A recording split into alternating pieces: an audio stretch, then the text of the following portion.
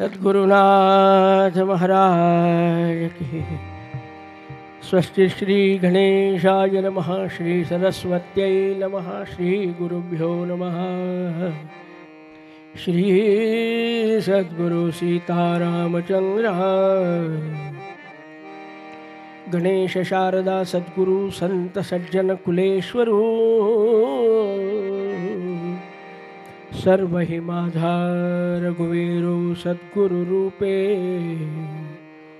माझे आराध्य दैवत परम गुह्य गुह्यातीत गुह्यपणाची मात जिंकले जय।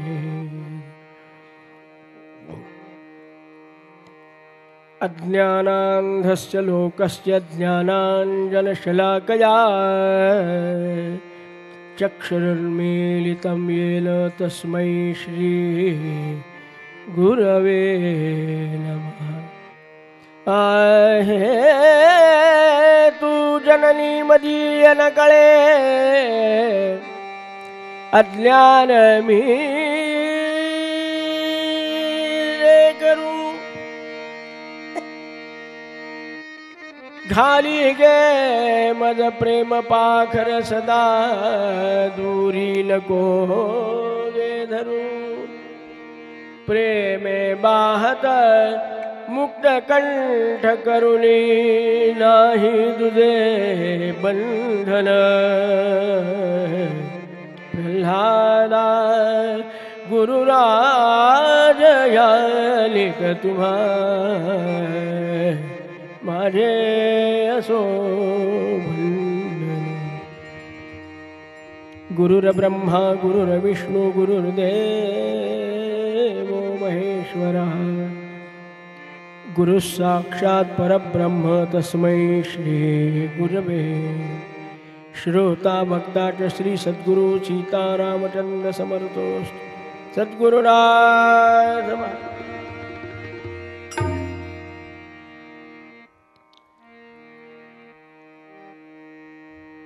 परमपूज्य सद्गुरूंच्या चरणी साष्टांग प्रणिपात करून तुम्ही श्रोते जगदीश मूर्ती या रूपाने आपल्या सर्वांना वंदन करून आजच्या बंधनामध्ये वेळेच्या जेवढं काही चरित्र आपल्याला त्याचं चिंतन करता येईल तेवढं आपल्याला करायचं आहे।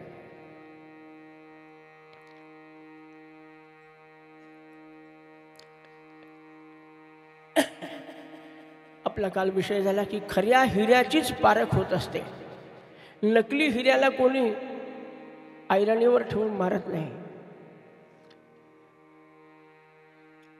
ज्याच्याकडून जगदुद्धार करायचा आहे, नुसता बुलढाणा जिल्हा नाही, नुसता महाराष्ट्र नाही, अख्खा भारत।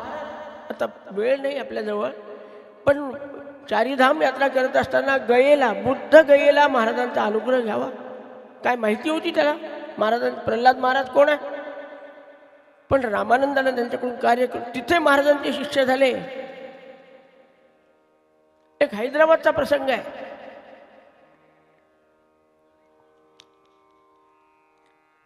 दीक्षित नावाचे कोणी गुरुजी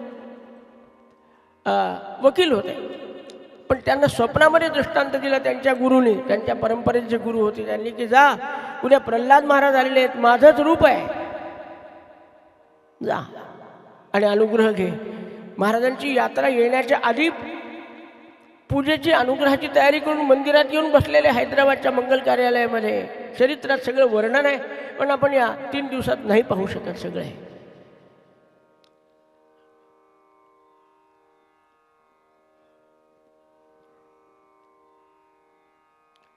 आपल्या नागपूरचेच खापरे, त्यांच्या घरामध्ये वेगळी परंपरा होती, बाबाजी महाराज अशी ती परंपरा होती।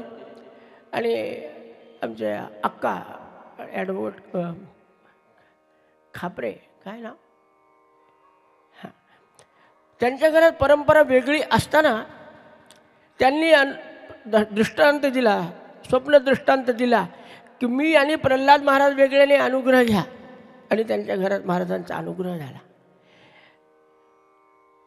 मला काय सांगायचं की अनेक संप्रदायामध्ये आमच्या प्रल्हाद महाराजांच्या वतीने लोकांना रामनामाला लावलं. त्याचं कारण एकच होतं, प्रल्हाद महाराजांच्या जीवनामध्ये असं ठसा उमटवलेला होता की नेणो भक्ती नेणो भाव, नेणो भक्ती नेणो भाव, नेणो भक्ती नेणो भाव.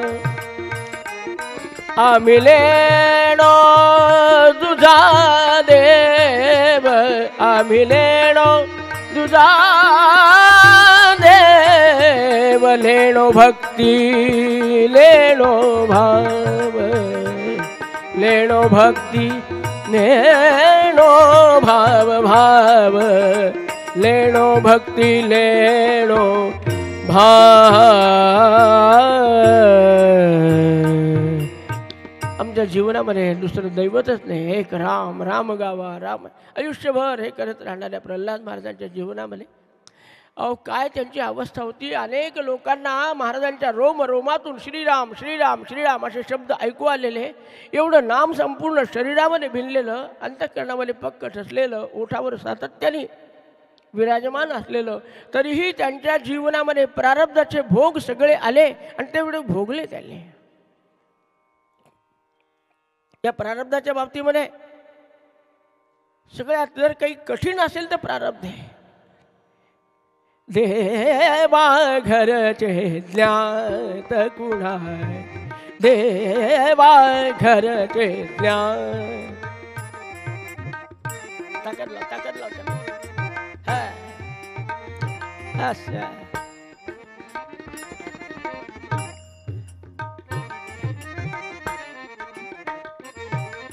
ज्ञात कुणा. खूप चांगला वाजवतो तू, हे पण खूप वाजवतात, पण यांनी मला वाजवू नये म्हणून आपल्याला लवकर थांबावं लागेल. हा आपल्या ह्याच्या पुढे कथाच गेली नाही तर काय फायदा आहे त्याचा. एकंदरीत सद्गुरू प्रल्हाद महाराज काय होते, परंतु प्रारब्ध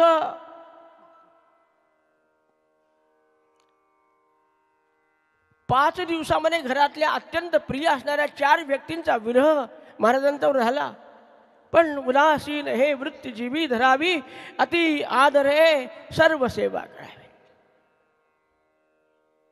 सुखस्य दुःखस्य नकोपि दाता, परो ददाती ती कुबुद्धिरेषा, अहम करोमी इति वृथाभिमान. जे माझ्या सूत्रात आलेले ते सगळे घडणारच आहे. या पद्धतीनं आपल्या उपास्य देवतेला काही म्हणले नाही, किंवा आपले गुरु असणारे रामानंद महाराज, रामामध्ये ज्यांना आनंद आहे ते रामानंद प्रल्हाद महाराज नुसते प्रतिमेसमोर उभं राहिले असते. महाराज बरोबर बाबाशास्त्री गेले, आज वडील गेले, आता तरी थांबवा. यमाच्या बापाची ताकद नव्हती. आम्ही भीत नाही यमाच्या बापाला. का भीत नाही विनायकराव सांगतील तुम्हाला. यमाला बिलकुल भीत नाही आम्हाला. तो येणाऱ्या भेटीला तेव्हा गालीचा टाकू आपण. आपल्याला काय, आपली तयारी आहे सगळी, यमाने यावं आणि अशा प्रसंगात यावं. अजून काय कमवायचं. नुसतं म्हणायचं का बहुत आयु गेले राहिले अल्पजे की नाही. सांगायचं म्हणजे महाराजांनी नुसतं विनंती केली असती तर पुढचा अनर्थ टळला असता. पण महाराज नेहमी सांगायचे, एखाद्याच्या घरी दुर्घटना घडली तर महाराज त्यांच्या भेटीला जायचे आणि आवर्जून सांगायचे की हे सगळं आपल्या प्रारब्धाचा खेळ आहे. कौशल्याला जे सुचलं टाळता नाही आलं. ज्याचा पुत्र जगन्निवास असता त्याच्या पदी शृंखला, ज्याचा पुत्र जगन्निवास असता का प्राण शोके दिला. अरे ज्याचा सारथी विश्वचालक हरी तो का विराटा घरी, तस्मात प्राक्तन हे समर्थ बलवान लल्लाट रेषा घरी. समजून सांगायचे महाराज, दुःख करण्यात काही मरे एक त्याचा दुजा शोकवा आहे. हे सगळ्यांना समजून सांगणारे महाराज रडत बसतील का बाळू.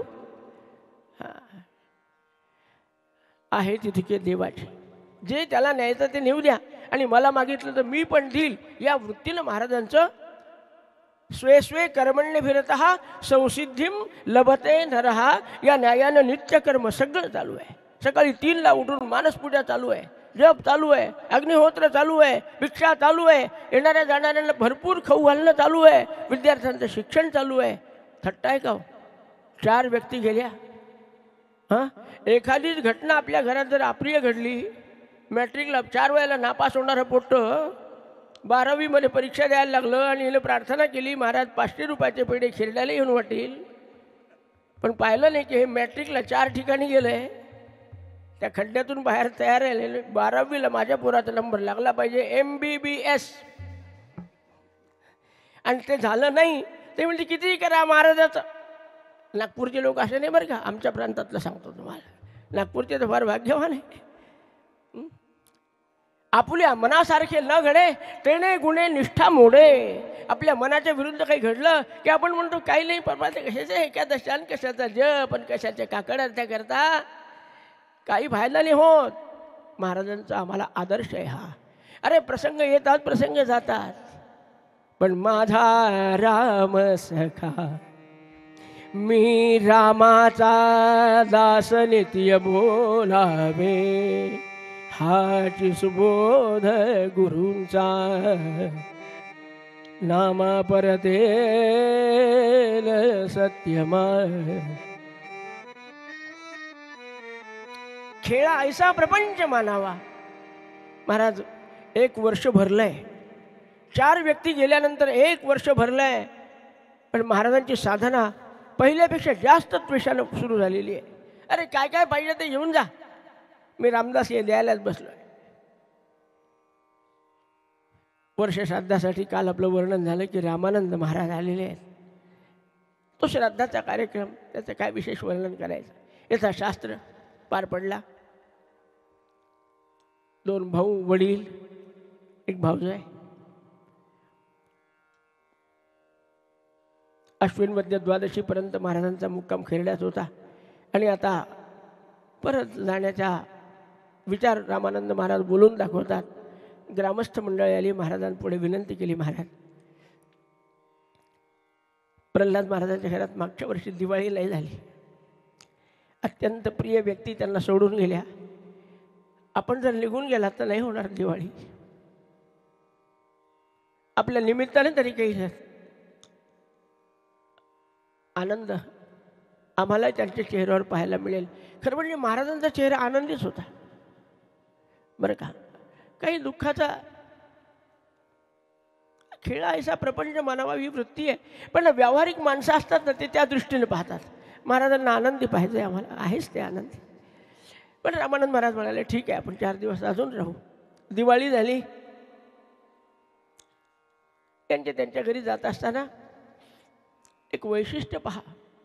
श्रीमद भागवतामध्ये वर्णन आहे, अजात शत्रव शांताः साधव साधुभूषणाः. संत कसे असतात? अजात शत्रू.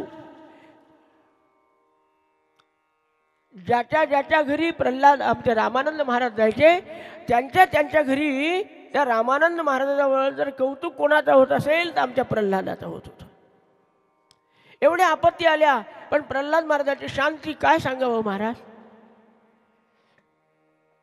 एका ठिकाणी नाही, अख्ख्या गावातून प्रल्हाद महाराजाला त्या काळापासून या काळापर्यंत साखरखेड्यातला प्रत्येक व्यक्ती अक्षरशः देव म्हणून पाया पडतो.